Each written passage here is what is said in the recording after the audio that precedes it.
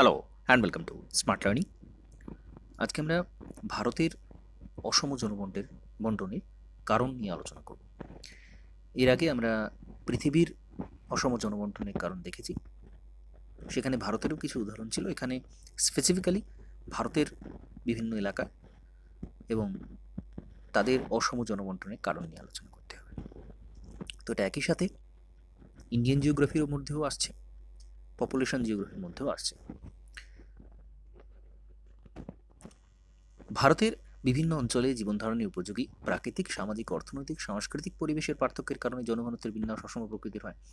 এই কারণগুলোর সাথে আমরা পূর্ব পরিচিত, আমরা পৃথিবীর ক্ষেত্রে এগুলো দেখেছি। তো প্রাকৃতিক কারণ কি রয়েছে? ভূপ্রকৃতির নদ নদী, জলবায়ু, মাটি, ভূপৃষ্ঠের জল, ভূগোল, বনভূমি প্রভৃতি জনবন্টনের উপর প্রভাব বিস্তার করছে। ভূপ্রকৃতি কি প্রভাব বিস্তার করছে? ভারতের জনবন্টনে ভূপ্রকৃতির প্রভাব সব থেকে বেশি। কেন সেটা আসবো। সিন্ধু গঙ্গা নদী বিধৌত সমভূমি উর্বর পলির দ্বারা আবৃত হওয়ায় কৃষিজ ফসল উৎপাদনের উদ্ভিদের পুষ্টিমূলের কোনো অভাব ঘটে না। এই অঞ্চলে বিস্তীর্ণ সমভূমিতে কৃষি, শিল্প, বাণিজ্যের প্রসার ঘটায়, জনঘনত্ব অনেক বেশি। তো এই যে সমতল ভূমি রয়েছে এবং সিন্ধু নদী, গঙ্গা নদী এবং ব্রহ্মপুত্র, এদের যে বিস্তীর্ণ সমভূমি অঞ্চল, উত্তর ভারতের যে সমভূমি, যেটা আমরা ভারতের বিভিন্ন অংশের যে শ্রেণীবিভাগ ছিল সেখানে আমরা জেনেছি, তো সেই অংশটার মধ্যেই কিন্তু এই জায়গাটা পড়ছে এবং সেটা হচ্ছে পৃথিবীর মধ্যে বলা যায় একটা অতি জনঘনত্বপূর্ণ এলাকার মধ্যে পড়ে। তো এখানে কৃষি তো অবশ্যই উন্নত। উত্তরপ্রদেশ, বিহার, পশ্চিমবঙ্গ, আসাম, এই সমতল অংশ, তো এই যে সমতল অংশগুলোতে প্রচণ্ড দারুণভাবে এখানে কিন্তু কৃষিজ ফসল উৎপাদন, এখানে উর্বর মাটি, হিমালয় থেকে বয়ে আনা বিভিন্ন যে পলি, হিমালয় ক্ষয়ীভূত অংশের যে পলি, আরও বিভিন্ন অংশে সেগুলো প্রত্যেক বছর পলি পড়ে সেখানে কিন্তু মৃত্তিকা উর্বর থাকে এবং কৃষিকাজ অত্যন্ত ভালো। এছাড়াও এখানে শিল্প, নদীর পার্শ্ববর্তী এলাকাতে শিল্প স্থাপনের উপযোগী অবস্থা রয়েছে। আরও বিভিন্ন নানান কারণে জল, যে কোনো শিল্পের জল নিকাশি ব্যবস্থা ভালো হওয়া, তো নানান ধরনের কাজ বা পরিবহনের সুবিধা, তো এই সমস্ত থাকার কারণে এখানে শিল্প বাণিজ্যের প্রসারটাও কিন্তু ঘটেছে। আবার অন্যদিকে দেখতে গেলে হিমালয় পার্বত্য অঞ্চলের বন্ধুর প্রকৃতি যে অবস্থা এবং সেখানে পরিবহনের দুরবস্থা, শিল্প গড়ে তোলার পক্ষে প্রতিকূল অবস্থা, এই সমস্ত কারণে কৃষিকাজ কষ্টসাধ্য, ব্যয়বহুল, ধাপ চাষ ছাড়া অন্য কোনো চাষ সম্ভব নয় এবং সেটা যথেষ্ট কষ্টকর এবং ব্যয়বহুল। এই জন্য এখানে জনঘনত্বটা কম। তো দুটো দিক নিয়ে কিন্তু এখানে বলা হলো। নদ নদী, অবশ্যই ভারতবর্ষ নদীমাতৃক দেশ, প্রচুর নদ নদী রয়েছে। ভারতের উত্তর ভারতে হোক বা দক্ষিণ ভারতে হোক, সমস্ত এলাকাতেই কিন্তু এখানে নদী রয়েছে। গঙ্গা, ব্রহ্মপুত্র, কৃষ্ণা, কাবেরী, গোদাবরী নদী অপেক্ষা উর্বর হয়, জনঘনত্ব বেশি হয়। এবং যে সমস্ত এলাকাতে নদী নেই, বিশেষ বিশেষ করে রাজস্থানের এলাকা, খুব কমই নদী সেখানে রয়েছে, বা গুজরাট এর যে শুষ্ক অঞ্চল, তো এই সমস্ত এলাকাতে কিন্তু সেই অর্থে জনসংখ্যাটা বেশি নেই। জলবায়ু, জলবায়ুর প্রভাব তো অবশ্যই রয়েছে। উষ্ণতা, বৃষ্টিপাত, আর্দ্রতা এগুলোর উপর ডিপেন্ড করে। উপকূল অঞ্চলের জলবায়ুটা সমভাবাপন্ন, যেটা দক্ষিণ ভারতের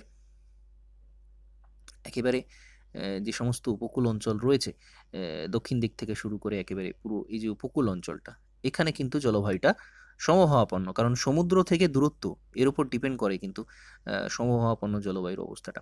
তো এখানে সমুদ্র থেকে পার্শ্ববর্তী অবস্থা হওয়ায় এখানে কিন্তু জলবায়ু মনোরম প্রকৃতির বলা যায়, বা এখানে কিন্তু যথেষ্ট ভালো আবহাওয়া থাকে। কিন্তু উল্টো দিকে দিল্লি হোক, পাঞ্জাব বা আরও উত্তর দিকে যে সমস্ত রাজ্যগুলো রয়েছে, পার্বত্য এলাকাতে তো শীতল জলবায়ু থাকছেই, কিন্তু পার্বত্য এলাকা বাদ দিয়ে এই সমস্ত যে এলাকাগুলো, বিশেষ করে দিল্লির কথা সবচেয়ে বেশি উল্লেখ করা যায়, সেখানে কিন্তু চরম ভাবাপন্ন জলবায়ু। যদিও দিল্লি যেহেতু প্রশাসনিক শহর, ভারতের রাজধানী হওয়ার কারণে সেখানে জনবসতি অত্যন্ত ঘন, কিন্তু তার পার্শ্ববর্তী যে এলাকা সেখানে কিন্তু জলবায়ু অত্যন্ত চরম ভাবাপন্ন প্রকৃতির। তো সেখানে কিন্তু মানুষ খুব একটা বসবাস ভালো করতে পারছে না। আবার হিমালয়ের যে উচ্চ পার্বত্য অঞ্চল, যেখানে একেবারে বরফাবৃত এলাকা, সেখানে এমনিতেই বন্ধুর প্রকৃতির কারণে সেখানে মানুষ খুব একটা থাকে না। তার উপর একেবারে যেখানে তুষারবৃত অঞ্চল থাকে, প্রচণ্ড ঠান্ডা, সেখানেও কিন্তু সেই অর্থে মানুষের বসবাস নেই। আর মরুভূমি অঞ্চলের উষ্ণতার জন্য তো সেটা রয়েছে। উত্তর পূর্বে পাহাড়ি অঞ্চলগুলো স্যাঁতসেঁতে জলবায়ুর জন্য বসতি কম, অর্থাৎ এখানে প্রচুর বৃষ্টিপাত হয়। উত্তর পূর্বের যে পাহাড়ি অঞ্চল আছে আমরা জানি সেখানে আহ, নিরক্ষীয় বৃষ্টি অরণ্য দেখতে পাওয়া যায়, যথেষ্ট ঘন জঙ্গল সেখানে রয়েছে এবং সেখানে প্রচুর বৃষ্টিপাত হয়, কারণ বঙ্গোপসাগরীয় শাখা প্রবেশ করার পর এই সমস্ত পাহাড়ি এলাকাতে কিন্তু প্রচুর বৃষ্টিপাত ঘটায়। তো তার জন্য উত্তর পূর্ব ভারতেও ওই এলাকাগুলোতে জনবসতি অনেক কম দেখতে পাওয়া যায়। তো এইগুলো যেহেতু প্রত্যেকটা স্পেসিফিক এলাকা রয়েছে, ডিটেলসে আমাদের একটু বলতে হবে, এখানে একটু কম বলা রয়েছে, কিন্তু একটু আমাদের এখানে ব্যাখ্যা করতে হবে, যেহেতু ভারতবর্ষের কথা বলা হচ্ছে, ভারতের ভূপ্রকৃতি, ভারতের জলবায়ু সমস্ত কিছু মিশিয়ে রয়েছে। এবং আমাদের মনে রাখতে হবে এটা কিন্তু ভারতের যে ভূগোল, পরবর্তী যে অংশটা, সেই অংশের থেকে কিন্তু এই প্রশ্নটা থাকবে অধিকাংশ, তো বা একসাথে জড়িয়ে থাকতে পারে। পপুলেশন জিওগ্রাফির মধ্যে ইন্ডিয়ান এক্সাম্পল দিয়ে সরাসরি সেখানে প্রশ্ন করা হতে পারে। সেখানে ভারতবর্ষের কথা যখনই আসবে তখন কিন্তু আমাদের সেখানে বেশি বেশি ইনফরমেশন দিয়ে ব্যাখ্যাগুলো একটু ভালো করে করতে হবে। নেক্সট, মৃত্তিকা। গঙ্গা সমভূমি, উপকূলের সমভূমি মৃত্তিকা উর্বর, পলি সমৃদ্ধ, দোআঁশ মৃত্তিকা দেখতে পাওয়া যায়, তো সেই জন্য এখানে জনঘনত্বটা বেশি হয়। মালভূমি, যেখানে উর্বর রেগুর মৃত্তিকা, জলধারণ ক্ষমতা বেশি, কৃষিকাজের উপর নির্ভর জলগুলো গড়ে উঠেছে, অর্থাৎ এটা একেবারে সরাসরি দক্ষিণ ভারতের যে ডেকান ট্র্যাপ, দাক্ষিণাত্য মালভূমি যেটাকে আমরা বলি, যেখানে কৃষ্ণ মৃত্তিকা দেখতে পাওয়া যায়, রেগুর মৃত্তিকা দেখতে পাওয়া যায়, যেখানে কটন চাষটা সবচেয়ে বেশি হয়, তুলা চাষ সবচেয়ে বেশি হয়, সেটাও কিন্তু যথেষ্ট উর্বর মাটি, এবং সেটা লাভা প্রবাহের ফলে মাটিটা তৈরি হয়েছিল দীর্ঘকাল আগে। লাভা প্রবাহের ফলে সেই মাটিটা তৈরি হয়েছিল, এবং সেখানে কিন্তু প্রচুর সেই কারণে খনিজ সমৃদ্ধ, তার জন্য মাটিটা অত্যন্ত উর্বর, জল ধারণ ক্ষমতা খুব বেশি, জৈব পদার্থ রয়েছে, সেই কারণে এখানে প্রচুর উর্বর মৃত্তিকা দেখতে পাওয়া যায় মালভূমি অঞ্চলে, সেই জন্য এখানে কিন্তু জনবসতি যথেষ্ট ভালো রয়েছে। আর হিমালয় পটসল, ছোটনাগপুরের ল্যাটেরাইট মাটি, দক্ষিণ ভারতের লাল মাটি অনুর্বর হওয়ার জন্য এখানে জনঘনত্ব কম দেখতে পাওয়া যায়। এই এই অংশগুলোতে উর্বরতা একেবারেই নেই, তো সেই জন্য এখানে জনবসতিটা অনেক কম। ভূপৃষ্ঠে জল ও ভৌমজল। ভৌমজল ভূপৃষ্ঠের জলের প্রাপ্যতা বন্টিত হচ্ছে। থর মরুভূমি অঞ্চলে জলভূমি অবস্থানের উপর নির্ভরশীল, পুরোটাই জনসংখ্যা থাকবে কি না সেটা কিন্তু জলভূমির অবস্থানের উপর ডিপেন্ড করছে। সেখানে যদি জল পাওয়া যায়, অল্প গভীরে জল পাওয়া যায়, সেখানে কিন্তু জনবসতি থাকবে, না হলে কিন্তু সেখানে থাকবে না। সমভূমি অঞ্চলে ভৌমজলের গভীরতা কম, খুব অল্প গভীরতাতেই ভৌমজল পাওয়া যায়, কারণ বৃষ্টিপাতের পরিমাণ যথেষ্ট বেশি, তাছাড়া নদী রয়েছে যেখান থেকে লিচিং প্রক্রিয়াতে মাটিতে জল প্রবেশ করে, এবং ওয়াটার টেবিলটা অনেক উপরে থাকে, জলতলটা অনেক উপরে থাকে, তার ফলে এখানে জনবসতির অনেক বেশি হয়। ভৌমজলে চাষের কাজে লাগিয়ে ফসল উৎপাদন করা হয়, জনঘনত্ব বেশি হয়। পানীয় জল তো বটেই, তাছাড়া প্রচুর ভারতবর্ষে কিন্তু সেচ কাজের মাধ্যমে কৃষিকাজের প্রবণতা অনেক বেশি রয়েছে, ভৌমজলকে কাজে লাগিয়ে কৃষিকাজের প্রবণতা অনেক বেশি রয়েছে, তার জন্য কিন্তু এখানে জনঘনত্বটা বেশি হয়। খনিজ সম্পদ তো বটেই, ছোটনাগপুর মালভূমি বিশেষ করে উল্লেখযোগ্য খনিজ ভাণ্ডার হিসেবে পরিগণিত হয়। অন্যান্য প্রতিকূল অবস্থা এখানে কিন্তু রয়েছে, এখানে ঠান্ডার সময় প্রচুর ঠান্ডা পড়ে, গ্রীষ্মকালে প্রচুর গরম, প্রতিকূল রাস্তাঘাট খুব বেশি ভালো নয়, কারণ এখানে মালভূমি অঞ্চল, উঁচু নিচু, চাষাবাদ খুব একটা ভালো হয় না, কিন্তু এখানে প্রচুর খনিজ পাওয়া যায়, নানান ধরনের খনিজ পাওয়া যায়, ভারতের খনিজ ভাণ্ডার বলা হয়, তো সেই কারণে এখানে কিন্তু জনঘনত্বটা অনেক বেশি, জনবসতি অনেক বেশি। বাইলাডিলা, বোলানি, সালেম প্রভৃতি খনিজ অংশ ঘনবসতিপূর্ণ। আমাদের মনে রাখতে হবে প্রত্যেকটা ক্ষেত্রে আমাদের কিন্তু উদাহরণগুলো অবশ্যই দিতে হবে, এখানে মূল লেখার যে অলংকার সেটা কিন্তু এই উদাহরণগুলো, প্রত্যেকটা স্পেসিফিক কথার সাথে সাথে কিন্তু উদাহরণ দিতে হবে, তো সেগুলো কিন্তু অবশ্যই মনে রাখতে হবে। আচ্ছা, এরপর অর্থনৈতিক কারণ রয়েছে। অর্থনৈতিক কারণ কৃষি এবং পশুপালন অঞ্চল। ভারতের গ্রামীণ জনসংখ্যার বেশিরভাগটা কৃষির উপর নির্ভরশীল, উর্বর মৃত্তিকা এবং বিস্তৃত সমভূমিতে শস্য উৎপাদনে বেশ উপযোগী, ফলে গাঙ্গেয় সমভূমি, উপকূলে সমভূমি অঞ্চলে জনঘনত্ব পাওয়া যায়, যেখানে কৃষিকাজ বেশি হবে সেখানে জনবসতি বেশি হবে, স্বাভাবিক। একটার সাথে একটা ইন্টার রিলেটেড, যদিও এটা একই বিষয়, যেটা মৃত্তিকাতেও আলোচনা করা হয়েছে, সমতল অংশেও আলোচনা করা হয়েছে, কৃষিকাজের ক্ষেত্রেও কিন্তু সেই একই কথা আসবে, এইগুলো কিন্তু বলতে হবে। গুজরাটের উত্তর অংশে কৃষিকাজ উপযোগী না হয়, পশুচারণ ক্ষেত্রে শুরু গড়ে ওঠে, জনঘনত্ব বেশি। তো পশুচারণ, এটাও যেহেতু একটা অর্থনৈতিক কাজ, তো তার সাথেও সেটা কিন্তু উল্লেখ্য যে পশুচারণের বিষয়টাও রয়েছে। আচ্ছা, শিল্প। হুগলি নদীর উভয় তীরে শিল্প গড়ে উঠেছে, তার জন্য এখানে জনবসতিটা ঘনটা আরও বেশি ঘনত্ব দেখতে পাওয়া যায়। তো শিল্প কারখানাটা খুবই একটা গুরুত্বপূর্ণ, হলদিয়া শিল্পাঞ্চল, দুর্গাপুর শিল্পাঞ্চল, আসানসোল, মুম্বাই, পুনে, আহমেদাবাদ, এই কারণে জনঘনত্বটা কিন্তু এত বেশি। অর্থাৎ এই সমস্ত শিল্প শ্রমিক কাজ করার জন্য বা দক্ষ অদক্ষ দুরকমই শ্রমিক যারা আছেন, তারা বিভিন্ন কিন্তু এই সমস্ত কাজের জন্য, জীবিকার জন্য এই সমস্ত এলাকাতে এসে বসবাস শুরু করেন, যার জন্য ঘনত্ব কিন্তু অত্যন্ত বেশি এই সমস্ত শিল্প অঞ্চল এলাকাগুলোতে। আচ্ছা, এরপর সামাজিক সাংস্কৃতিক কারণ। নগরায়ন।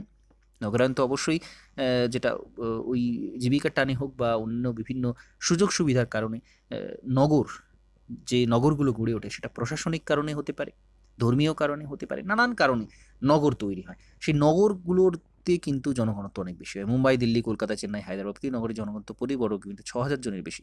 প্রতি বর্গ কিলোমিটার 6,000 জনের বেশি, একটা মানে চরম পরিমাণে সেখানে কিন্তু জনঘনত্ব দেখতে পাওয়া যায়। এবং সেটা কিন্তু শুধুমাত্র হরাইজন্টাল নয়, ভার্টিক্যালও দেখতে পাওয়া যায়। অর্থাৎ এখানে বড় বড় বিল্ডিং রয়েছে, সেখানে কিন্তু প্রচুর মানুষ অল্প জায়গার মধ্যেই কিন্তু বসবাস করেন, তার জন্য এই বড় কিমিতে সংখ্যাটা এত বেশি হয়ে যাচ্ছে। তো যোগাযোগ ব্যবস্থা। উন্নত যোগাযোগ ব্যবস্থা যুক্ত অঞ্চলে জনঘনত্ব বেশি বৃদ্ধি পাবে স্বাভাবিক। সমভূমিতে সড়কপথ, রেলপথ থাকার জালের মতো বিস্তৃত, এই জন্য জনঘনত্ব বেশি। হিমালয় অঞ্চলে কম, সেই জন্য এখানে জনঘনত্ব কম হয়। আচ্ছা, শিক্ষা কেন্দ্র। দেশ বিদেশ থেকে শিক্ষা অর্জনের জন্য বিখ্যাত শিক্ষা কেন্দ্রগুলিতে লোকজন এসে বসবাস করে। শান্তিনিকেতন, বারাণসী শিক্ষাতনকে কেন্দ্র করে জনবসতি গড়ে উঠেছে।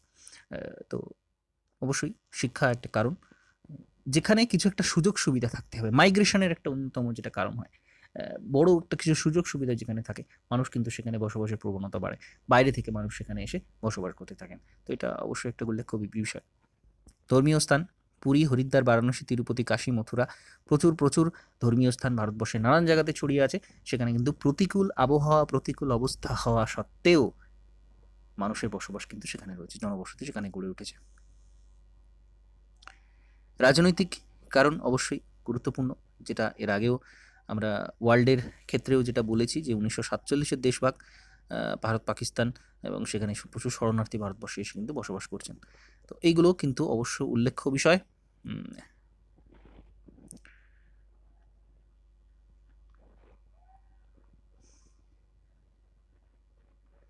তো এখানে এই অংশটা এখানে কমপ্লিট হচ্ছে, যে ভারতের অসম জনবন্টনের কারণ এখানে কমপ্লিট হচ্ছে। এরপরে আমরা চলে আসবো একটা গুরুত্বপূর্ণ অংশে, যে জনঘনত্ব অনুযায়ী ভারতের আঞ্চলিক বিভাগ। যেটা আমরা পৃথিবীর ক্ষেত্রে দেখেছি, ঘনত্ব অনুযায়ী পৃথিবীর বিভাগ সরাসরি উল্লেখ করা রয়েছে আমাদের সিলেবাসে, ভারতবর্ষের ক্ষেত্রেও কিন্তু তাই। এটা পপুলেশন জিওগ্রাফির মধ্যে সরাসরি উল্লেখ নেই ভারতের কথা, কিন্তু এটা এর মধ্যেই চলে আসছে। আবার এটা কিন্তু ওই ইন্ডিয়ান জিওগ্রাফিরও একটা অংশ। তো একই গুরুত্ব সহকারে এটা কিন্তু অত্যন্ত গুরুত্ব সহকারে এটা আমাদের জানতে হবে। তো 5টা ভাগে ভাগ করা হচ্ছে ভারতবর্ষের সমগ্র অঞ্চলকে জনঘনত্ব অনুযায়ী। অর্থাৎ একটা এলাকাতে কত পরিমাণ মানুষ বসবাস করছে, একটা নির্দিষ্ট এলাকাতে, সেটাকে বলা হচ্ছে জনঘনত্ব। এবং সেই অনুসারে ভারতবর্ষকে 5টা ভাগে ভাগ করা হচ্ছে। কী কী ভাগ রয়েছে? অত্যধিক জনঘনত্ব অঞ্চল, যেখানে সব থেকে বেশি, তারপরে অধিক, একটু কম, মধ্যম মানের, মাঝারি, স্বল্প ঘনত্ব, কমে যাচ্ছে যেটা অনেকটা, আর অতি স্বল্প ঘনত্ব। অত্যধিক, অধিক, স্বল্প, অতি স্বল্প, মাঝেরটা হচ্ছে মধ্যম। এই 5টা ভাগ রয়েছে। অত্যধিক জনঘনত্ব অঞ্চল কোনগুলো? পশ্চিমবঙ্গ, বিহার, কেরালা, উত্তরপ্রদেশ রাজ্য। এইগুলো জনঘনত্ব হওয়ার কারণ হচ্ছে সমতল ভূমি এবং উর্বর সমতল ভূমি। সবচেয়ে সরাসরি বলা যায় যে গাঙ্গেয় সমভূমি। এবং কেরালাতেও কিন্তু এখানে প্রচুর পার্বত্য অঞ্চল যদিও রয়েছে, কিন্তু এখানে আরও অন্যান্য বিভিন্ন কারণ রয়েছে কেরালাতে, সেখানেও কিন্তু অতি জনঘনত্ব পূর্ণ অঞ্চল দেখতে পাওয়া যাচ্ছে। এখানে চণ্ডীগড়, পুদুচেরি, দমনদ্বীপ, লাক্ষাদ্বীপ, এই যে কেন্দ্রশাসিত অঞ্চল রয়েছে, এখানেও কিন্তু অতি জনঘনত্ব লক্ষ্য করা যাচ্ছে।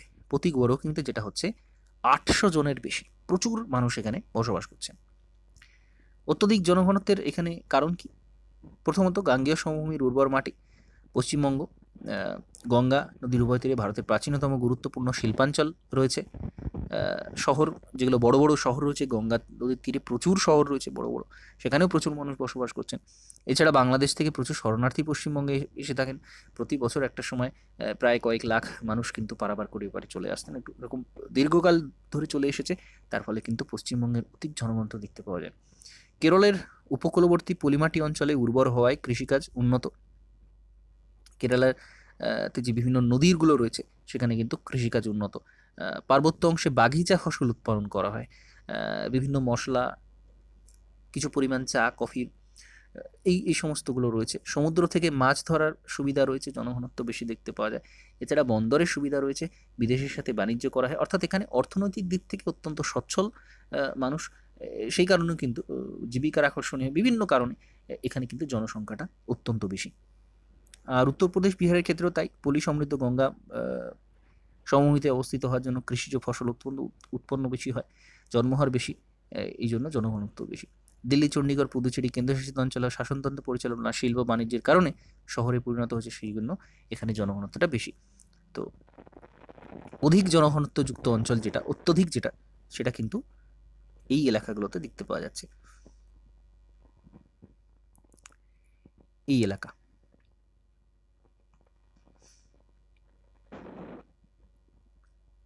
এরপর অধিক জনঘনত্বের জন্য প্রথমটা অত্যধিক এবং দ্বিতীয় হচ্ছে অধিক।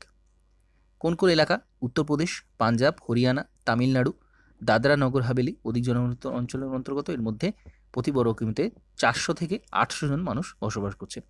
অধিক জনঘনত্বের কারণ কি? উত্তরপ্রদেশ, পাঞ্জাব ও হরিয়ানার উর্বর পল্লী সমৃদ্ধ গাঙ্গেয় মৃত্তিকা সমভূমি রয়েছে, জলসেচ ব্যবস্থা উন্নত, কৃষিতেও উন্নত, কৃষিভিত্তিক শিল্প উন্নত, কৃষি জমিতে কাজের জন্য ভারতে অন্যান্য রাজ্য থেকে প্রচুর শ্রমিক এখানে এসে থাকেন।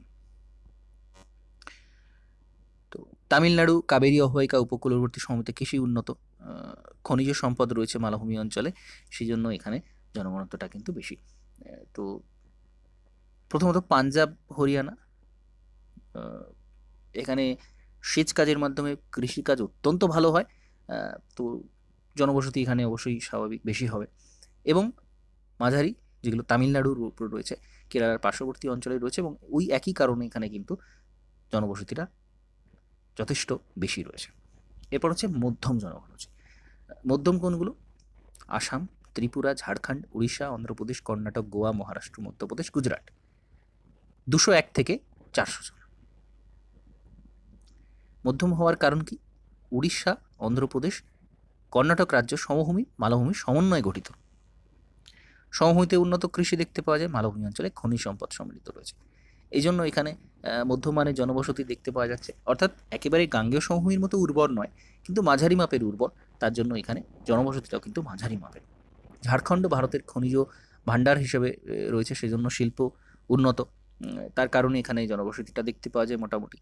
অসম, ত্রিপুরা রাজ্য বাগিচা কৃষিতে উন্নত, তো সেজন্য এখানে জনবসতি দেখতে পাওয়া যায়। মহারাষ্ট্র, গুজরাট যদি প্রথম সারি শিল্পোন্নত রাজ্য হলেও মহারাষ্ট্রে বিস্তীর্ণ অঞ্চল মালভূমি অন্তর্গত, গুজরাটের উত্তর উত্তর পশ্চিম অংশ শুষ্ক মরুপ্রায় হওয়ায় জনঘনত্ব মধ্যম প্রকার। অর্থাৎ যেখানে জনঘনত্ব আছে সেখানে যথেষ্ট আছে, আবার যেখানে নেই সেখানে কিন্তু নেই, তো সেই কারণে এটা মধ্যম এলাকার মধ্যে পড়ে। গোয়া পর্যটন শিল্পে উন্নত, সমুদ্র থেকে মাছ ধরার সুবিধা, এখানে জনঘনত্ব মাঝারি ধরনের দেখতে পাওয়া যায়। স্বল্প ঘনত্ব কোথায় রয়েছে? মেঘালয়, মণিপুর, নাগাল্যান্ড, হিমাচল প্রদেশ, উত্তরাখণ্ড, রাজস্থান, ছত্তিশগড়, জম্মু কাশ্মীর। পার্বত্য অধিকাংশ অঞ্চল, এগুলো 101 থেকে 200 জন লোক বসবাস করছেন প্রতি বর্গ কিলোমিটারে। কেন স্বল্প ঘনত্ব এখানে? মেঘালয়, মণিপুর, ত্রিপুরা, নাগাল্যান্ড, হিমাচল প্রদেশ, উত্তরাখণ্ড দুর্গম পার্বত্য অঞ্চল, এই জন্য গভীর বনভূমি, প্রতিকূল জলবায়ু, অনুন্নত কৃষি শিল্পের অভাব, এসব কারণে জনঘনত্ব কম। ছত্তিশগড় মালভূমিতে অবস্থিত হয়, এই অঞ্চলে ভূমির উপর বন্ধু প্রকৃতির অনুর্বর ল্যাটেরাইট জাতীয় মৃত্তিকা দেখতে পাওয়া যায়, এই কারণে এখানে জনবসতি কম। রাজস্থান তো মরুভূমির মধ্যে পড়ছে, স্বাভাবিক এখানে জনঘনত্ব কম হবে। এরপর অতি অল্প জনঘনত্বযুক্ত অঞ্চল, অরুণাচল, মিজোরাম, সিকিম। কেন্দ্রশাসিত অঞ্চল আন্দামান নিকোবর দ্বীপপুঞ্জ কিন্তু অতি জনঘনত্ব অল্প জনঘনত্বযুক্ত অঞ্চলের মধ্যে পড়ে, এবং 100 জনের কম লোক এখানে বসবাস করছেন। কেন? কারণ কি? অরুণাচল, মিজোরাম, সিকিম দুর্গম পার্বত্য অঞ্চল, অবশ্যই এখানে পার্বত্য ভূভাগ, প্রতিকূল জলবায়ু, গভীর অরণ্য, অনুন্নত কৃষি পদ্ধতি, এই কারণে জনঘনত্ব কম। উন্নত যোগাযোগ ব্যবস্থা, খনিজ সম্পদেরও অভাব রয়েছে, সমস্ত দিক থেকে এখানে কিন্তু অভাব রয়েছে, বিভিন্ন প্রতিকূল অবস্থা, কুটির শিল্প ছাড়া সেরকম কোনো শিল্প গড়ে ওঠেনি। আন্দামান নিকোবর দ্বীপপুঞ্জের মূল ভূভাগ থেকে সম্পূর্ণ বিচ্ছিন্ন, গভীর বনভূমি, অস্বাস্থ্যকর উষ্ণ আর্দ্র জলবায়ুর জন্য জনবসতির ঘনত্ব কম হয়। গ্যাংটক, ইটানগর স্থানে পর্যটন শিল্প উন্নত হয়, জনঘনত্ব কিছুটা বেশি। তো খুবই গুরুত্বপূর্ণ প্রত্যেকটা এখানে জনঘনত্বের কথা বলা রয়েছে। ভারতবর্ষের ক্ষেত্রে আলাদা করে কিন্তু এই প্রশ্ন আসবে, তো খুব গুরুত্ব সহকারে আমাদের জানতে হবে। এরপর আমরা দেখব বিশ্বের জনসংখ্যা বৃদ্ধির গতি প্রকৃতি, খুবই গুরুত্বপূর্ণ। অতীত সময় থেকে শুরু করে বর্তমান সময় এবং ভবিষ্যতেও কি হতে পারে জনসংখ্যা বৃদ্ধির যে গতি প্রকৃতি, কিভাবে জনসংখ্যাটা বেড়েছে, কি হারে বেড়েছে, কখন কম কখন বেশি, কিভাবে বেড়েছে, সেটা আমরা জানি। তো পৃথিবীতে মানুষের আবির্ভাব হয়েছে 10 থেকে 20 লক্ষ বছর আগে। 1800 খ্রিস্টাব্দের আগে পৃথিবীতে যা জনসংখ্যা ছিল তা প্রায় 70 থেকে 80%-এরই সঠিক কোনো হিসাব নেই। কারণ এর আগে সেভাবে জনগণনাটা হতো না। অক্সফোর্ড বিশ্ববিদ্যালয়ের অধ্যাপক ক্লরিন ক্লার্ক বলছেন, অতীতে জনসংখ্যা নিয়ে কোনো মন্তব্য করা অনুচিত, কারণ প্রধানত অনুমানের উপর ভিত্তি করে এই জনসংখ্যা হিসেব করা হয়েছে। সুতরাং দূর অতীতে পৃথিবীর জনসংখ্যা কখন কত বেড়েছে এ সম্পর্কে যাবতীয় হিসাব অনুমান ভিত্তিক। প্রাচীনকাল এবং পরবর্তী সময়ে যেসব তথ্য সংগৃহীত হয়েছে তার উপর ভিত্তি করে জনবিজ্ঞানীরা অতীতে জনসংখ্যা এবং তার গতি প্রকৃতি সম্পর্কে যেসব অনুমান করেছেন সেগুলো এখানে রয়েছে। তো অতীতের কথা প্রথমে বলা রয়েছে পুরোটাই অনুমানের উপর ভিত্তি করে, এবং সেটা দেখা যাচ্ছে কত। তবুও এগুলো কিন্তু ডেটাগুলো একটু মনে রাখতে হবে, কারণ এই প্রশ্নটা কিন্তু ডেটা ভিত্তিক। কখন কত কীরকম জনসংখ্যা ছিল সেটা আমাদের বলতে হবে। তো সুতরাং এখানে ডেটাগুলো আমাদের একটু মনে রাখতে হবে। 10,000 খ্রিস্ট পূর্বাব্দ পৃথিবীর জনসংখ্যা ছিল 53.2 লক্ষ অনুমান অনুসারে। 6,000 খ্রিস্টপূর্বাব্দ এখানে 8,65,00,000 প্রায় জনসংখ্যাটা বেড়েছে। কারণ কি বলা হচ্ছে, এখানে কৃষি ব্যবস্থার প্রচলন হচ্ছে, কৃষিকাজ মানুষ শিখছে, তো সেখান থেকে ধীরে ধীরে জনসংখ্যাটা কিন্তু বাড়ছে। তো আমরা তাম্রপ্রস্তর যুগের কথা শুনেছি। প্রস্তর যুগের শেষে সেই সময় কিন্তু ধীরে ধীরে মানুষ কৃষিকাজটা শিখছে। সেই সময় থেকে ধীরে ধীরে সভ্যতার বিকাশ হচ্ছে। আমরা বড় বড় সভ্যতাগুলো এই সময় দেখতে পাচ্ছি, মেসোপটেমিয়াতে, মিশরে, ভারতবর্ষে, চীনে। এই যে সভ্যতার সূত্রপাত হচ্ছে, তো সেখানে কিন্তু কৃষিকাজ একটা বিরাট বড় ভূমিকা রাখছে, এবং একই কারণে জনসংখ্যাটাও কিন্তু বাড়ছে। এবার প্রথম খ্রিস্টাব্দ, দীর্ঘ প্রায় 6,000 বছর পরে পৃথিবীর জনসংখ্যা বৃদ্ধি পেয়ে 25 কোটিতে পৌঁছায়। আচ্ছা, এরপরে একেবারে 1650 খ্রিস্টাব্দে চলে আসছে। খুব ধীর গতিতেই কিন্তু এই সময় বাড়ছিল জনসংখ্যা দাঁড়াচ্ছে 54.5 কোটি মাত্র 1650 খ্রিস্টাব্দে। 1750 ধীর গতিতেই ছিল। এরপরে পরের 100 বছরে পৃথিবীর জনসংখ্যা 54 কোটি থেকে বেড়ে হচ্ছে 72 কোটি 1750 খ্রিস্টাব্দে। এখানেও বাড়ছে, কিন্তু সেই অর্থে খুব বেশি জনসংখ্যা বলা যায় না। 1800 খ্রিস্টাব্দে কি হলো, অভাবনীয় দ্রুত গতিতে বৃদ্ধি পাচ্ছে। কেন বৃদ্ধি পাচ্ছে সেটাতে আসছি। 90.56 কোটি চলে আসছে এখানে 72 থেকে, একেবারে মাত্র 50 বছরের মধ্যে। তো কেন হচ্ছে এটা? এর হওয়ার কারণ হচ্ছে শিল্প বিপ্লব এবং তার প্রসার। 1850 আরও 26 কোটি বেড়ে যাচ্ছে এখানে 50 বছরে, 117.10 কোটি জনসংখ্যা দাঁড়াচ্ছে 1850 খ্রিস্টাব্দে। তো এখানে খুব গুরুত্বপূর্ণ একটা ডায়াগ্রামস রয়েছে। এখানে কিন্তু বলা রয়েছে জনসংখ্যা বৃদ্ধির গতি প্রকৃতিটা কীরকম, অর্থাৎ পুরো প্রশ্ন অনুযায়ী যে ডায়াগ্রাম সেটা কিন্তু এইটা। তো এটা একটু সময় সাপেক্ষ, কিন্তু এটা আয়ত্ত করতে হবে। এখানে 0 থেকে শুরু করে 2000 খ্রিস্টাব্দ এবং তার পরবর্তী কিছুটা সময় যেটা আমরা অতিবাহিত করেছি সেটার কথা এখানে বলা রয়েছে। এবং এখানে জনসংখ্যা দেখানো হয়েছে কোটিতে, প্রত্যেক সেন্টিমিটারে 100, অর্থাৎ 100 কোটি, 200 কোটি, 300 কোটি, 400 কোটি এরকম বোঝাচ্ছে। এবং ধীরে ধীরে সময়ের সাথে সাথে জনসংখ্যার কার্ভটা কিন্তু এরকম হঠাৎ করে একেবারে সোজা উঠে যাচ্ছে। এই যে দীর্ঘ স্ট্রেট একটা কার্ভ, অর্থাৎ এখানে কিন্তু হঠাৎ জনবিস্ফোরণ যে বিষয়টা সেটা কিন্তু এইখানে হচ্ছে। আচ্ছা, 1900 খ্রিস্টাব্দ, 1850 থেকে 1900, এই 50 বছরের জনসংখ্যা আরও 43 কোটি বেড়ে যাচ্ছে। এবার গতি চলে আসছে জনসংখ্যা বৃদ্ধিতে। 1950 বাড়ছে, দ্রুত বাড়ছে। 1950 জনসংখ্যা হচ্ছে 248 কোটি, অর্থাৎ এই 50 বছরে কিন্তু 90 কোটি বৃদ্ধি পাচ্ছে জনসংখ্যা। অত্যন্ত দ্রুত হার এখানে চলে আসছে। 2012 সাল 708 কোটিতে পৌঁছে গেছে জনসংখ্যা, যেটা হিউজ। অর্থাৎ 62 বছরে পৃথিবীতে 459 কোটি জনসংখ্যা বেড়েছে। তো এইখানে এর কারণটা কি? এখানে কিন্তু একটা সবুজ বিপ্লবের বিরাট বড় ভূমিকা আছে। তো আমরা জানি নরম্যান বোরলগ, উনি উন্নত ফলনশীল বীজ আবিষ্কার করছেন। 1960-এর দশকে ভারতবর্ষে শুরু হচ্ছে সবুজ বিপ্লব, এবং সেখানেও পরবর্তী সময় আমরা দেখতে পাচ্ছি 70-80-র দশকে জনবিস্ফোরণ হচ্ছে, এবং সারা পৃথিবী জুড়ে কিন্তু জনবিস্ফোরণ এই সময় দেখা যাচ্ছে। শিল্পের উন্নতি, কৃষিকাজে উন্নতি, নানান ধরনের বিভিন্ন উন্নতির কারণে এখানে কিন্তু জনসংখ্যা, জনবসতিটা অনেক বেশি বেড়ে যাচ্ছে। বর্তমানে ভারতের যেটা 2011 সাল অনুযায়ী ভারতবর্ষের জনসংখ্যা যে বৃদ্ধির হার ছিল, আমরা 2011 সেন্সাস অনুযায়ী বলছি, 2001 থেকে 11 পর্যন্ত বৃদ্ধির হার ছিল কিন্তু 17.64%। বৃদ্ধির হার দ্রুত, কিন্তু সম্পদের আশানুরূপ উন্নতি না হয় ভারত একটি অতি জনাকীর্ণ দেশ হিসেবে পরিচিতি লাভ করেছে। আমরা জানি অত্যন্ত দ্রুত গতিতে বৃদ্ধি পাচ্ছে জনসংখ্যা, যদিও হারটা কিছুটা কমেছে, কিছুটা ক্রমহ্রাসমান, হারটা কমেছে, কিন্তু তাও সেটা কিন্তু যথেষ্ট নয়। আমাদের প্রাকৃতিক পরিবেশের যে ধারণ ক্ষমতা সেটা কিন্তু অতিক্রম করে যাচ্ছে, কারণ মানুষ বসতি সেখানেই গড়ে তোলে, যেটা অনুকূল পরিবেশ রয়েছে সেখানে, এবং অনুকূল পরিবেশ কিন্তু বর্তমানে আর নেই, কারণ সেই সমস্ত অনুকূল পরিবেশে মানুষের জনসংখ্যাটা এত বেশি বেড়ে গেছে যে পরিবেশের উপর প্রচণ্ড চাপ সৃষ্টি হচ্ছে। পরিবেশের যে একটা ভারসাম্য অবস্থা সেটা কিন্তু আর বর্তমানে বজায় নেই।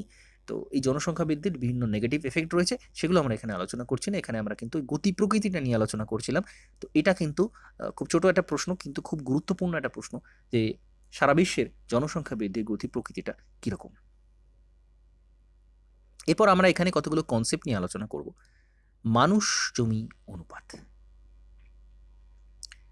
মানুষ জমি অনুপাতটা কি? আমরা জনঘনত্ব থেকে ঠিক পরিষ্কার ধারণা পাই না, কোনো একটা দেশের জনঘনত্ব থেকে পরিষ্কার ধারণা পাই না। কেন পাই না? কারণ ধরা যাক জনঘনত্বটা কি, কোনো একটা এলাকা মোট জনসংখ্যা এবং সেই যে এরিয়া, একটা নির্দিষ্ট পরিমাণ এরিয়াতে যতজন মানুষ বসবাস করছেন, সেই মোট জনসংখ্যা বাই সেই এরিয়াটা করলে আমরা সেই জনঘনত্বটা পাচ্ছি, অর্থাৎ আমরা পুরো এরিয়াটাকে এখানে ধরছি। কিন্তু এরকম তো হতেই পারে, এবং এটা বাস্তব যে একটা দেশের সমস্ত এলাকাতে কিন্তু মানুষ বসবাস করে না, এবং সমভাবে বণ্টিত সব জনসংখ্যা এরকম হয় না। তো সাধারণ দেখা যায় বিভিন্ন, ধরা যাক এরকম একটা দেশ রয়েছে, সেখানে এই স্পেসিফিক এলাকাতে জনঘনত্ব বসতিটা সব থেকে বেশি, অত্যন্ত বেশি, এবং বাকি অংশগুলোতে সেই অর্থে জনসংখ্যা প্রায় নেই বললেই চলে, সেটা যে কোনো কারণেই হোক। তাহলে আমরা ধরছি কিন্তু পুরো এলাকাটাতে, আর মোট জনসংখ্যা তো এইখানেই সীমাবদ্ধ, মোট জনসংখ্যা এটাই রয়েছে। অর্থাৎ এখানে একটা দেশের জনসংখ্যার ঘনত্ব যা দেখাচ্ছে সেটা কিন্তু বাস্তব একটা চিত্র ফুটে উঠছে না, যে এই এলাকাগুলো তো ধরাই হচ্ছে না, তাহলে এই এলাকার উপর কত বেশি চাপ পড়ছে, এর অবস্থা প্রকৃতি সম্পর্কে আমরা এখানে বুঝতে পারছি না। এবং পার্শ্ববর্তী হয়তো আর একটা দেশ দেখা যাবে, সেখানে হয়তো এরকম নয়, সাধারণভাবে বণ্টিত রয়েছে, সাধারণভাবে জনসংখ্যা বণ্টিত রয়েছে, কিন্তু এর এলাকাটা যেহেতু ছোট, সেখানে কিন্তু জনঘনত্বের পরিমাণটা অনেক বেশি দেখাবে। অর্থাৎ প্রকৃতিগত দিক থেকে দেখলে এখানে জনসংখ্যার চাপটা কিন্তু অনেক কম, কিন্তু এখানে জনসংখ্যার চাপ বেশি, কিন্তু এখানে জনঘনত্বটা আবার কম আসছে। সুতরাং বাস্তব চিত্রটা উঠে আসছে না জনঘনত্ব এই কনসেপ্টটা থেকে। এই জন্যই একটা নতুন কনসেপ্ট আনা হয়েছে, সেটা হচ্ছে মানুষ জমি অনুপাত। অর্থাৎ মানুষের ব্যবহারযোগ্য যে জমি, সেই জমিটা আর সেখানে কতজন মানুষ বসবাস করেন সেটা, তখনই কি হবে, তখন কিন্তু এই দেশের এই অংশটাকে ধরা হবে, পার্টিকুলার যেখানে মানুষ বসবাস করছে সেই এলাকাটাতে ধরা হবে, বাকি অংশটা কিন্তু বাদ দেওয়া হবে। তখনই আমরা প্রকৃত চিত্রটা পাবো। তখন আবার দেখা যাবে রিভার্স হয়ে গেছে, তখন দেখা যাবে এই দেশের মানুষ জমি অনুপাতটা দেখা যাচ্ছে সঠিক রয়েছে, আর এখানে কিন্তু মানুষ জমি অনুপাতের ক্ষেত্রে সঠিক নেই। তো এই বিষয়টা কি বলা হচ্ছে মানুষ জমি অনুপাত, এবং এটা গতিশীল ধারণা, অবশ্যই গুরুত্বপূর্ণ। তো এখানে এই বিষয়টা বলা রয়েছে। এবার যে কাম্য জনসংখ্যা, খুব গুরুত্বপূর্ণ একটা কনসেপ্ট। কাম্য জনসংখ্যাটা কি, এখানে একটা ডায়াগ্রামস দেওয়া আছে খুব সুন্দর। জনসংখ্যা এখানে দেখানো রয়েছে, এখানে সম্পদের পরিমাণ দেখানো রয়েছে, অর্থাৎ মানুষের ব্যবহারযোগ্য, মানুষের নিত্যদিন সারাদিন প্রচুর যে সম্পদ ব্যবহার করে থাকে, সেই সম্পদ সমস্ত দিক থেকে, সেটা প্রাকৃতিক সম্পদ হোক, নানান ধরনের সম্পদ, সেই ব্যবহারযোগ্যতা। তো কাম্য জনসংখ্যাটা কি, সম্পদের প্রাপ্যতা আর মানুষের পরিমাণ, এর মধ্যে যখন ব্যালেন্স থাকছে, সবচেয়ে বেস্ট ব্যালেন্স থাকছে, সেটা হচ্ছে কাম্য জনসংখ্যা। অর্থাৎ যে জনসংখ্যাটা কামনা করা হচ্ছে, সেই জনসংখ্যা যেটা হচ্ছে বেস্ট একটা দেশের জন্য। কারণ অল্প জনসংখ্যা থাকলেও সমস্যা, কারণ মানুষের যে মানুষের সম্পদ, তো অল্প মানুষ থাকলে সেখানে সেই দেশের কিন্তু উন্নতি হবে না। বিভিন্ন শিল্পক্ষেত্রে দক্ষ শ্রমিক পাওয়া যাবে না, বিভিন্ন সমস্ত দিকেই কিন্তু মানুষের অভাব সেখানে দেশটাকে অনুন্নত করে রাখবে। কিন্তু কাম্য জনসংখ্যা থাকলে সেটা বেস্ট পপুলেশন, সেটা যতটা পরিমাণ প্রয়োজন ততটাই রয়েছে জনসংখ্যা। আর অতি জনাকীর্ণতা এটাও কিন্তু খারাপ। তখন কি দেখা যাবে, যেটা জনসংখ্যাটা এখানে অনেক বেশি, অর্থাৎ সম্পদ এখানে কিন্তু কমে যাচ্ছে, কারণ সম্পদ ফিক্সড, আর এখানে মানুষ এত কম যে সম্পদটাকে ইউজই করতে পারছে না, ব্যবহারই করতে পারছে না, এইটুকু মাত্র জনসংখ্যা। আর কাম্য জনসংখ্যা হচ্ছে বেস্ট, যতটা সম্পদ রয়েছে ঠিক ততটাই মানুষ রয়েছে। তো এটাই হচ্ছে কাম্য জনসংখ্যার কনসেপ্ট। তো বিভিন্ন বৈশিষ্ট্য রয়েছে, সংজ্ঞা বৈশিষ্ট্য সবকটাই উল্লেখ্য। ওভার পপুলেশন থাকছে না এখানে, দেশের অর্থনৈতিক উন্নয়ন সুদৃঢ় করছে, শ্রমশক্তির পূর্ণ বিকাশ ঘটাচ্ছে, এখানে মানুষ জমি অনুপাত সবচেয়ে কম, কারণ জনসংখ্যার একটা সাময়িক অবস্থায় স্থায়িত্ব কম। স্বাভাবিক, একটা দেশে জনসংখ্যা তো ফিক্সড থাকবে না কখনোই। ফ্রান্স, জার্মানি, নেদারল্যান্ড, স্পেন, এখানে কাম্য জনসংখ্যা দেখা যায়, কারণ জনসংখ্যা ক্রমবর্ধমান একটা কনসেপ্ট।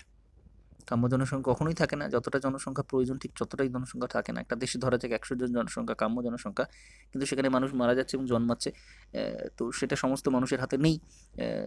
তো সেই জন্য সেটা ফিক্সড কিন্তু থাকে না, এর থেকে কমেও যায় আবার বেড়েও যায়, আবার কখনো কখনো ব্যালেন্স পর্যায়ে চলে আসে।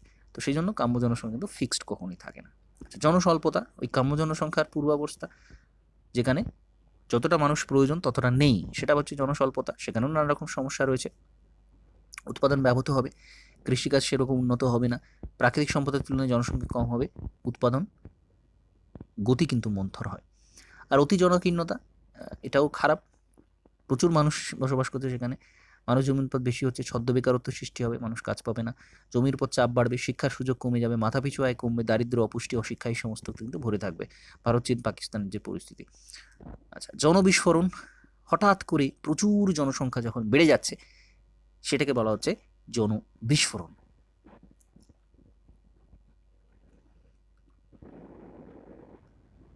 দু সালে নাগাদ ভারত এই জনসংখ্যা চীনের জনসংখ্যাকে ছাড়িয়ে যাবে, বা তার আগেও কিন্তু ছাড়িয়ে যেতে পারে।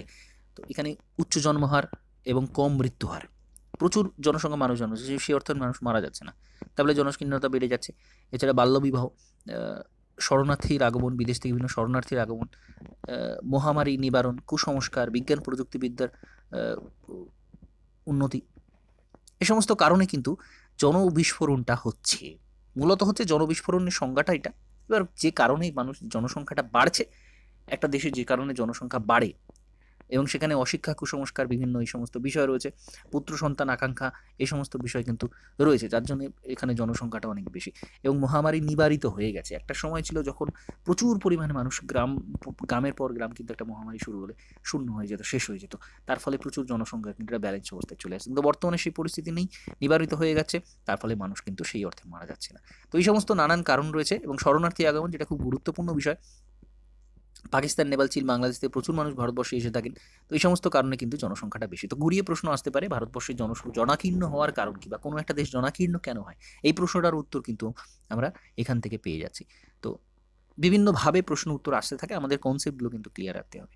জনবিস্ফোরণ খুবই গুরুত্বপূর্ণ, এবং এখানে কিন্তু 1970-80 দশকের কথা একটু উল্লেখ করতে হবে, যে ভারতবর্ষে সবুজ বিপ্লব হয়েছিল 1960-এর দশকে, এবং তারপরে কিন্তু এই অতি জনাকীর্ণ অবস্থাটা শুরু হয়েছে, জনসংখ্যা বৃদ্ধির হার অনেক বেশি বেড়ে গেছে, এগুলো কিন্তু এখানে উল্লেখ করতে হবে।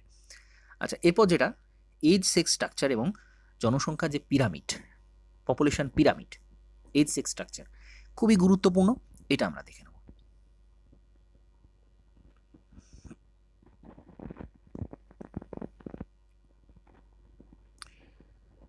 তো যে লেখচিত্রের সাহায্যে কোনো দেশ বা অঞ্চলে জনসাধারণের বয়স অনুযায়ী নারী পুরুষের জন্ম মৃত্যুর মাত্রা, গঠন, বিন্যাস প্রকাশ করা হয়, তাকে জনসংখ্যা পিরামিড বা বয়ললিঙ্গ গঠন বলে।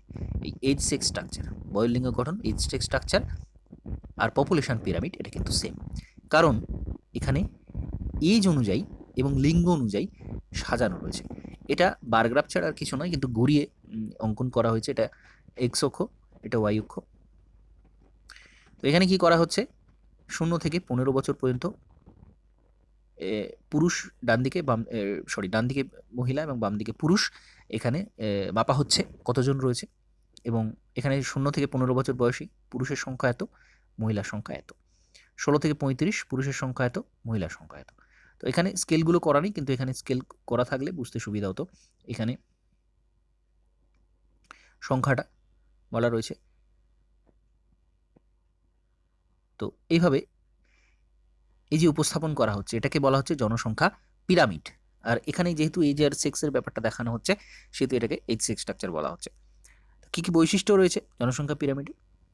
ওয়াই অক্ষ বরাবর পুরুষ ও নারীর সংখ্যা বয়ক্রম, ওয়াই অক্ষের বাঁদিকে পুরুষ এবং ডান দিকে নারীর বয়ক্রম দেখানো হচ্ছে। গুরুত্ব কি? জনবিবর্তন স্তর সম্পর্কে জানা যায়, কিভাবে জনসংখ্যাটা বাড়ছে, কোন স্টেজে জনসংখ্যাটা বেশি, সেখানে শিশুর পরিমাণ বেশি না মধ্যবয়সী মানুষের পরিমাণ বেশি নাকি বয়স্ক মানুষের পরিমাণ বেশি সেটা এখান থেকে জানা যাচ্ছে। পুরুষের তুলনায় মহিলার অনুপাতটা সঠিক আছে নাকি কম আছে নাকি বেশি আছে সেটাও বোঝা যাচ্ছে। এবং কোন বয়সের সেখানে পুরুষের সংখ্যা বেশি না নারীর সংখ্যা বেশি, প্রচুর চিত্র আমরা কিন্তু এই পিরামিড থেকে পাচ্ছি। তো ডিপেন্ডেন্সি রেশিও অর্থাৎ এই যে 18 বছরের নিচে যে সমস্ত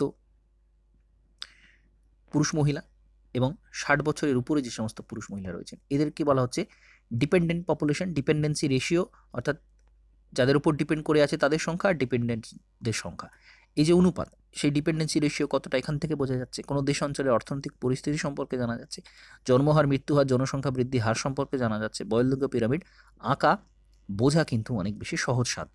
তো অনেক কিছু সুবিধা রয়েছে, এটা আমরা এখানে বলছি। উন্নত এবং উন্নয়নশীল দেশের জনসংখ্যা পিরামিডের আকৃতিটা কেমন হয়, তো খুব গুরুত্বপূর্ণ একটা বিষয়। উন্নত দেশ এবং উন্নয়নশীল দেশ আমরা কিন্তু পিরামিড দেখে বলে দিতে পারি। এখানে আমি ডায়াগ্রামটা প্রথমে দেখতে বলবো। জনসংখ্যা পিরামিড এটা কিন্তু অনুন্নত দেশ। এখানে কি, এখানে শিশুদের পরিমাণটা অনেক বেশি, কর্মক্ষম জনসংখ্যার পরিমাণটা কিন্তু এখানে কম, এবং উপরের যেটা 60+ এজ সেখানেও কিন্তু খুব বেশি জনসংখ্যা থাকছে না, কারণ অনুন্নত স্বাস্থ্য ব্যবস্থার কারণে সে কিন্তু মানুষ মারা যাচ্ছে একটা এজের পর। আবার প্রচুর শিশু জন্মাচ্ছে, প্রচুর মানুষ কিন্তু এখানে জন্মাচ্ছে, জন্মহারটা অত্যন্ত বেশি, অশিক্ষা কুশিক্ষা বিভিন্ন রকম কারণ রয়েছে জনসংখ্যা বৃদ্ধির যে সমস্ত কারণ, এবং এটা কিন্তু ভবিষ্যতে প্রচুর জনসংখ্যা বৃদ্ধিকে পরিমাণকে বোঝায়, এই বেসটা অনেক বেশি চওড়া হওয়ার হলে। আবার উল্টো দিকে এখানে কর্মক্ষম জনসংখ্যা বেশি উন্নত দেশের পিরামিডের ক্ষেত্রে, আবার এজিং পপুলেশনের পরিমাণটাও এখানে কিন্তু বেশি, যেটা উন্নত দেশের একটা সমস্যা বলা যেতে পারে। 60+ এজের মানুষ কিন্তু মারা যাচ্ছে কম, তার জন্য তাদের পরিমাণটা বেশি। আবার বেসটা কম, কারণ এখানে জন্মহারটা কম, যেটা ভবিষ্যতে জনসংখ্যা কমে যাওয়াকে নির্দেশ করছে। তো এইভাবে এটা বলা যেতে পারে। তো এখানে এই বিষয়গুলো এখানে বলা রয়েছে। এই যে উন্নত দেশে ঘণ্টা বা বেল আকৃতির হয়ে থাকে, বা নাশপাতির মতো আকৃতির হয়ে থাকে এখানে পিরামিডটা। উত্তল ধরনের, এটা অবতল ধরনের হয়ে থাকে। আর এখানে সমবাহু ত্রিভুজের মতো কিন্তু পিরামিডটা হয়ে থাকে। তো এখান থেকে এই দুটো বিষয় এখানে স্পষ্ট বোঝা যাচ্ছে যে এর প্রকৃতিটা কীরকম এবং কেন হয় সে বিষয়টাকে এখানে বলা রয়েছে। যে জন্মহার বেশি হওয়ার জন্য শিশু কিশোর কিশোরীর জনসংখ্যার চাপ বেশি হয় অনুন্নত দেশের যে পিরামিড সেখানে। জীবনধারণের উপার্জনমুখী কাজে নিযুক্ত নয় শিশু কিশোর কোটি বৃদ্ধ নরনারীর সংখ্যার উপর, যেহেতু ডিপেন্ডেন্সি রেশিওটা এখানে অনেক বেশি হবে।